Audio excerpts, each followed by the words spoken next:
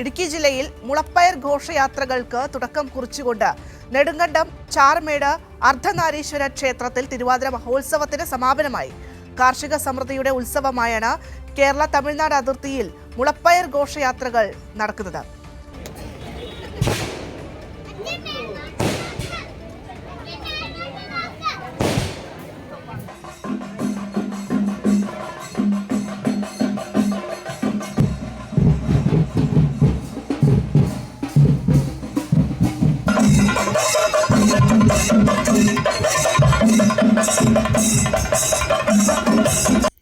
കൂടുതൽ വിളവ് ലഭിക്കുവാനും കൃഷിയിൽ അഭിവൃദ്ധി വർദ്ധിക്കുവാനുമാണ് മുളപ്പയർ ഘോഷയാത്രകൾ ഓരോ ദേശത്തും നടത്തുന്നത്. ക്ഷേത്ര ഉത്സവങ്ങളുടെ ഭാഗമായുള്ള പ്രധാനപ്പെട്ട ചടങ്ങ് കൂടിയാണിത്.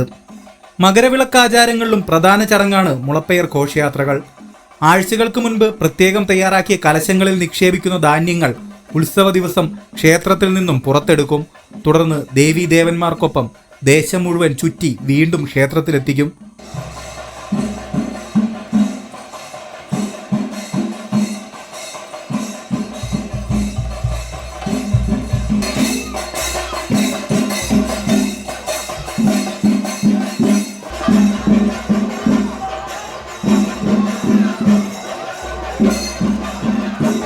ക്ഷേത്രത്തിനുള്ളിലെത്തിച്ച് ഭഗവാന് മുളപ്പയർ കാണിക്ക വെച്ച ശേഷം ക്ഷേത്രമുറ്റത്ത് കുമ്മിയടിയും നടക്കും.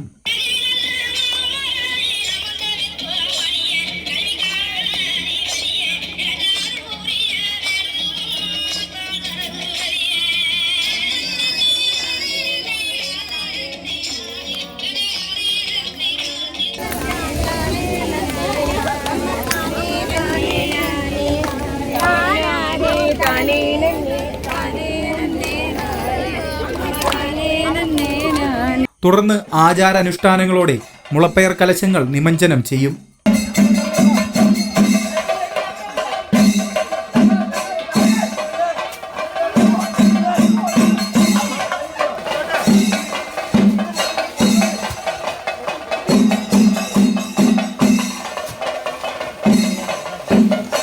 ജില്ലയിൽ ഏറ്റവും ആദ്യം മുളപ്പയർ ഘോഷയാത്രകൾക്ക് തുടക്കം കുറിക്കുന്നത് ചാറൽമേട് അർദ്ധനാരീശ്വര ക്ഷേത്രത്തിൽ നിന്നാണ്.